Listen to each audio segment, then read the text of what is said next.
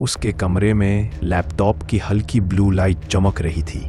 खिड़की से आती शाम की ठंडी हवा पर्दों को धीरे धीरे हिला रही थी। कमरे का सन्नाटा बीच बीच में लैपटॉप के कीबोर्ड की हल्की टिक टिक की आवाज तोड़ देती।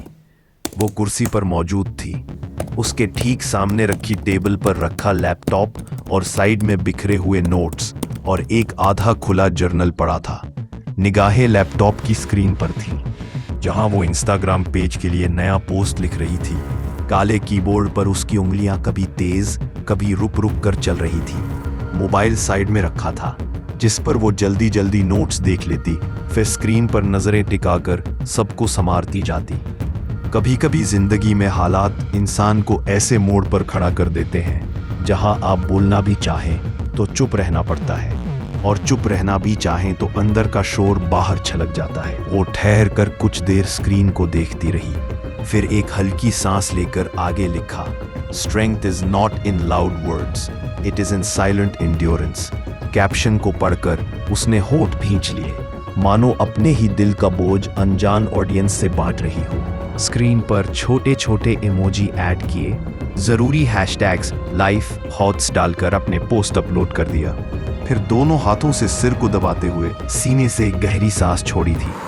पोस्ट अपलोड होते ही वो पीछे कुर्सी पर टिक गई और सिर कुर्सी की पुश्त से टिकाकर आंखें कुछ पल के लिए बंद कर ली। चेहरे पर थकान मौजूद थी, कमरे में कुछ घुटन सी महसूस हो रही थी।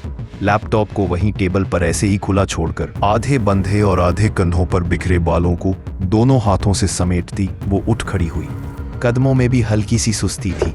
बालों को जूड़े की शक्ल में लपेटकर उनमें कल्च लगाने के बाद उसने टेबल के कोने में रखे ग्लास को उठाया और पानी पीने के इरादे से बाहर निकल गई। हर कदम पर उसके फ्लिप फ्लॉप की धीमी सी आवाज फर्श पर उसके साथ साथ जा रही थी। किचन तक पहुंचने में उसे ज्यादा देर नहीं लगी। किचन की लाइट बंद थी, बस बाहर की रोशनी खिड़की से अंदर आ रही थी। उसने फ्रिज खोला तो हल्की ठंडी हवा उसके चेहरे से टकराई। पानी की बोतल फ्रिज से निकालकर उसका ढक्कन खोलने के बाद वो अब पानी को गिलास में निकाल रही थी। पानी धार की शक्ल में बोतल से ग्लास में ट्रांसफर होने लगा। ग्लास में पानी निकालने के बाद उसने बोतल को वहीं स्लेब पर रख दिया और साइड में बैठकर ग्लास में मौजूद पानी पीने लगी। हर घूंट के साथ उसका गला जैसे सूखे रेगिस्तान की तरह राहत पाता रहा। पानी पीने के बाद उसने गहरी सांस लेकर ग्लास को किचन स्लैब पर रखा और बोतल वापस फ्रिज में रखते हुए कुछ सोचने लगी थी। फिर धीरे से पलटकर वापस कमरे में जाने के इरादे से किचन से निकल गई, लेकिन बरामदे से गुजरते हुए अम्मी के कमरे से आती आवाजों ने उसके कदम रोक दिए थे। दरवाजा पूरी तरह बंद नहीं था, बस हल्का सा खुला था, इसलिए अंदर का सब आसानी से बाहर से ही साफ देखा जा सकता था। पापा कुर्सी की पीठ से टिके हुए थे।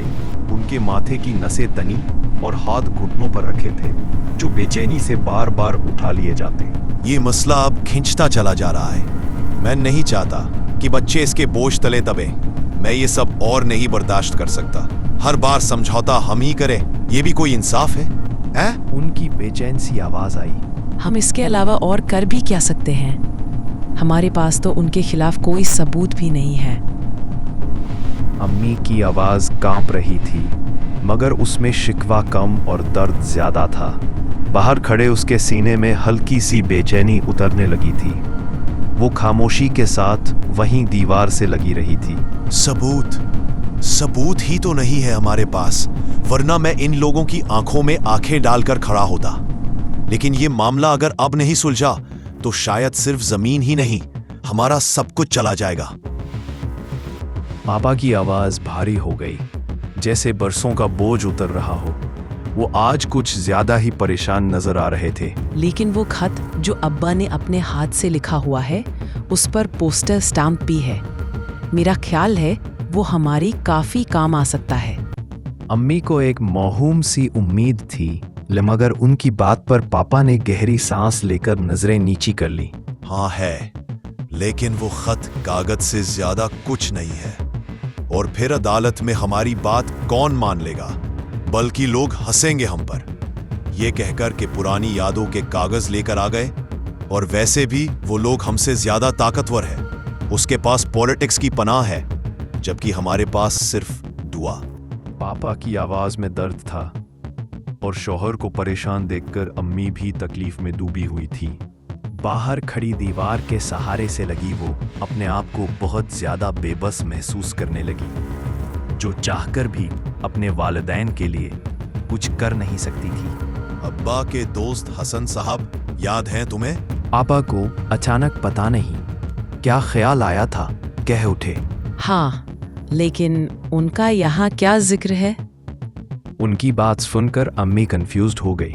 उनका पोता राशिद सुना है वकालत करने लगा और आजकल किसी बड़े वकील का असिस्टेंट है। मेरा ख्याल है कि मुझे एक बार ये मामला उससे डिस्कस करना चाहिए। उन लोगों से हमारे पुराने ताल्लुकात है, मुझे पूरा यकीन है कि इंशाअल्लाह वो लोग हमारी मदद करेंगे।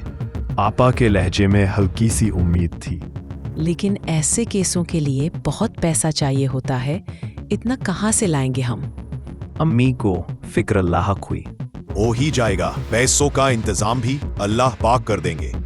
खुदा ना ख्वास्ता यह घर चला गया, तब नया घर खरीदने के पैसे कहां से लाएंगे हम, यह भी तो सोचो।